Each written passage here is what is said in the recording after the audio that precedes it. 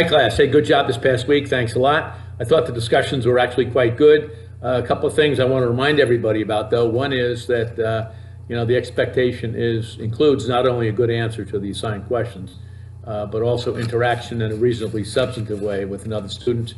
Some of you didn't do that, and also a good answer is one that also addresses any follow-up questions I might pose to you, which is another reason why I want you to try to post earlier in the week so you have enough time to respond if I do raise some questions. And that was a concern a couple of answers this past week too. Okay, so please keep those in mind going forward. We had, as you know, 4 questions of which I wanted you to answer 2, and I think all of them were handled quite well. The first one was, how does Hoffman distinguish between terrorism and insurgency? And I think, as we all agree, there's a lot of overlap between the two terms. The terrorist groups, the insurgent groups use terrorist tactics, etc.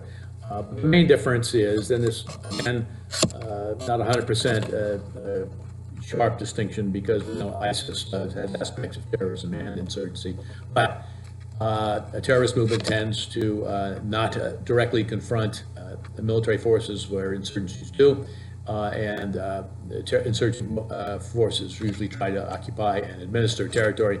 Terrorists usually don't, although there are exceptions with that, as we know.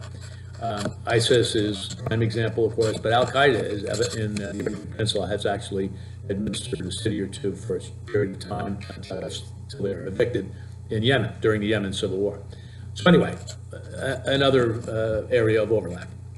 The next question was, what types of terrorist group last longest according to Hoffman, and why do they endure longer?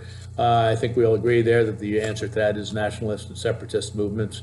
And the basic reason is that they have a base of support. Maybe it's a set of grievances against the national government or an occupying force or something. But as long as those grievances exist, the terrorist movements can tap into at least some support from the population that wants autonomy or independence. So another thing that occurs to me in thinking about that is that why that might be different than Islamist groups is that Islamist groups, I think, there's more competition inside the the jihad movement. You have nationalist movements that claim to be part of the jihad, but are really more interested in local issues. You have globalist groups like Al-Qaeda and ISIS, and they certainly don't mind fighting with each other too. So I think that might be a factor there too, and that might also be a good research topic if someone wants to treat that and try to determine the extent to which there is more competition among terror groups with each other in the Islamic and jihad movement than there is in nationalist movements in general. That also could be because nationalist movements are national. They're one country, whereas the jihad movements really span countries and also have an ideology that's, at least in many cases, global rather than national.